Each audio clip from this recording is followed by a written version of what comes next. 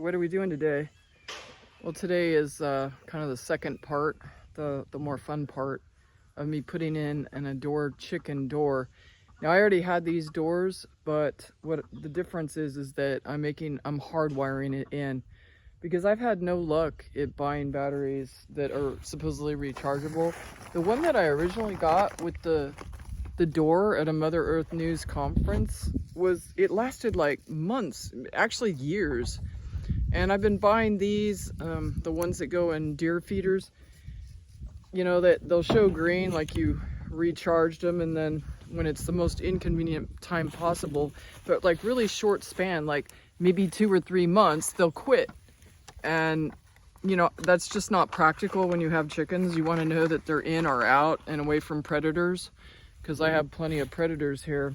So I just wanted to show you, for those, I mean, this is pretty specific to people that own the AdorChicken doors, and they got super expensive. I think they're $260 for a new one.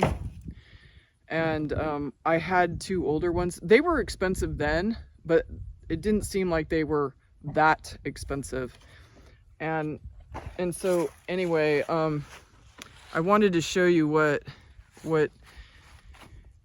the process of putting in a hardwired circuit so that you can just do it off your house power. I mean, I've tried the solar, I've tried the battery. The battery was working really well for the first 3 years, but then I couldn't get a good battery. I tried the solar with a cheap Chinese one. I mean, it wasn't that cheap. It was still like $50, $60. And the stupid thing would open at like 3 in the morning, even though I programmed it correctly. So, I mean, I couldn't have that. And it came with a really nice little solar panel, but it just wasn't working for whatever reason. And, you know, rather than struggle with it, I, you know, looked up the Ador again, and they sell this little teeny chip. And there's a hole here that they pre-manufactured. I mean, this door is 7 years old, but my other door is 10 years old. And it works really well. And so all you do is where you'd normally put the battery, you put it on the added chip or added circuit board that you put in, and you put the positive on the positive and the negative on the negative, and then you plug in this like the adapter. So, you know, that's my receptor box, and then I strung the wire. I have yet to like tack it up, make it look nice, and then it just plugs into this top receiving barrel plug. Anyway, I purchased one of these for my other chicken coop because I wasn't sure that it would work, but I've tested it for over 6 months now and it really works well. So I decided that I would indeed trench between that box or chicken house and this chicken house and make it happen, because I have now 2 full flocks that will be at total capacity of both this hen house and that hen house once the babies are large enough to retrain for another hen house. And then what I do with this 3rd hen house normally that has these small, well, they're not that small, but the young chicks in, I use this usually for a brood house, but I double it, and I have another door that I need to buy, which is going to be painful because I'm buying another Ador. This is where I pulled the other one out of.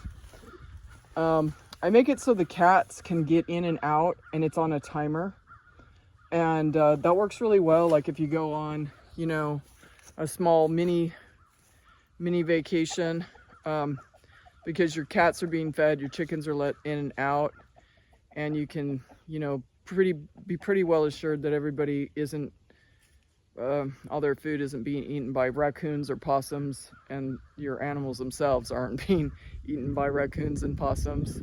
So the directions do come with the circuit board, but when you first do it, I don't know, I wasn't really clicking with the directions too much, but I just read it over and over. It's super easy. It's literally like you screwed in the bottom hole that's pre-manufactured, and then there's like 2 holes here, and you just use one of those to string your wire through, and then the pre-existing battery terminal connectors. You just put those on the little metal connections on this circuit board. And then that's pretty much it. This isn't like one of those reviews where I unpackage it from the box and I don't know what I'm talking about. I've had both these doors for 7 to 10 years, and I've tested out the circuit board where it made it worth the while to actually dig the trench and put in the wiring, put in the receptacle box, and make it happen. Because I really do like the autonomy of not having to worry about my animals. And now that it's turning dark at 5:30, I mean, if I'm out like grocery shopping or doing errands, you know, I have to rush back because, you know, I have one hen house that isn't, you know, automated. So that's what we're doing today. I hope that helps for anybody looking to buy a chicken automated door. All the rest of them for me have just not worked.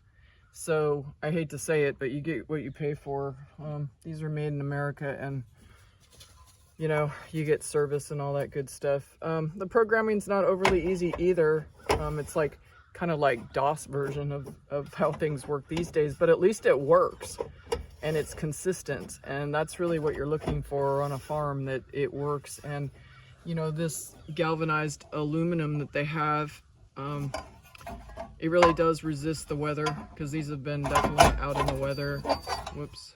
Well, there you go. It proves that it works. I must have touched the button. This is kind of how it programs itself.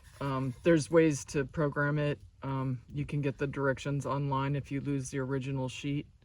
So these AdorChicken doors, I'm not sponsored at all. I paid the money, the full amount. But I have to say they're a quality product, but you're gonna pay for it. Anyway, have a nice day. Good luck with all the things that you're attempting to do to make your life a little bit easier on your farm. Bye.